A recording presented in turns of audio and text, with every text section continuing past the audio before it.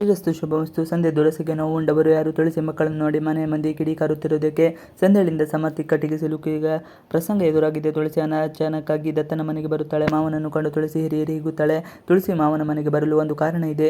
ಅದೇನೆಂದರೆ ಮಾಧವನ ಅವರ ಕುಟುಂಬದ ವಂಶವೃಕ್ಷದಲ್ಲಿ ತಮ್ಮ ಮಕ್ಕಳ ಹೆಸರನ್ನು ಹಾಕಿಸುವುದು ಬೇಡ ಎನ್ನುವುದರ ಆಕೆಗೆ ನಿಲುವಾಗಿತ್ತು. ಆ ಕಾರಣಕ್ಕೆ ತುಳಸಿ ಮಾವನ ಮನೆಗೆ ಬಂದಿದ್ದಳು. ಹಾಗೆಯೇ ಆಕೆಯ ಅಭಿಪ್ರಾಯ ಮಾವನ ಬಳಿ ಹೇಳಿಕೊಂಡಾಗ ದತ್ತನಿಗೆ ತುಳಸಿ ನಿರ್ಧಾರ ಅದಕ್ಕೂ ಸರಿ ಅನ್ನಿಸಿದೆ.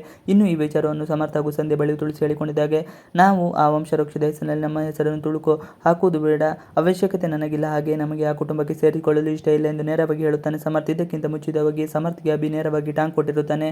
ನೀನು ಕೂಡ ನಮ್ಮ ಕುಟುಂಬದ ವಂಶವೃಕ್ಷಕ್ಕೆ ಸೇರಿಕೊಳ್ಳುತ್ತಿದ್ದೆ ಅಲ್ವಾ, ನಿನಗೆ ಕೂಡ ಇದು ಖುಷಿಯ ಸುದ್ದಿ ಅಲ್ವಾ ಎಂದು ಹೇಳಿದಾಗ ಸಮರ್ಥ, ನಾನು ನಿನ್ನ ಕುಟುಂಬವನ್ನು ಯಾವತ್ತೂ ಸೇರುವುದಿಲ್ಲ ಎಂದು ಹೇಳಿ ಇರುತ್ತಾನೆ.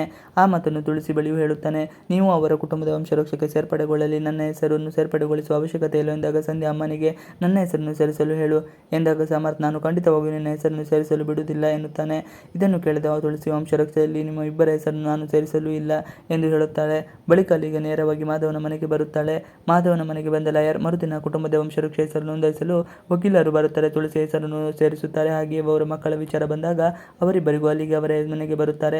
ಈ ಬಾರಿ ವಂಶವೃಕ್ಷದಲ್ಲಿ ತುಳಸಿ ಹೆಸರು ಮಾತ್ರ ಸೇರ್ಪಡೆಯಾಗುತ್ತದೆ, ಅವರ ಮಕ್ಕಳ ಹೆಸರನ್ನು ಸೇರಿಸುವುದಿಲ್ಲ ಎಂದು ಕೊಳ್ಳುತ್ತಾರೆ. ಆದರೆ ಸಮರ್ಥ ಮಾತ್ರ ಇದಕ್ಕೆ ಒಪ್ಪಿಗೆ ಸೂಚಿಸುವುದಿಲ್ಲ. ಮಾಧವನ ಆಸ್ತಿ ಲಪಟಿಸಲು ಸಂಧ್ಯೆ ಹೊಂಚು, ಆದರೆ ಸಂಧ್ಯೆ ಮಾತ್ರ ಸರಿ, ನನ್ನ ಹೆಸರನ್ನು ನೋಂದಾಯಿಸಿ ಎಂದಾಗ ಎಲ್ಲರಿಗೂ ಶಾಕ್ ಆಗುತ್ತದೆ. ಸಮರ್ಥ್ಗೆ ಕೂಡ ಏನು ಹೇಳಬೇಕು ಎಂದು ತಿಳಿಯುತ್ತಾಗುತ್ತದೆ. ಸಂಧ್ಯೆ ದುರಾಸೆಯಿಂದ ಸಮರ್ಥನ್ನು ಒಪ್ಪಿಸುವ ಹಾಗೆ ಮಾಡುತ್ತಾಳೆ. ಇದರಿಂದ ತುಳಸಿಗೆ ಬಹಳ ಶಾಕ್ ಆಗುತ್ತದೆ.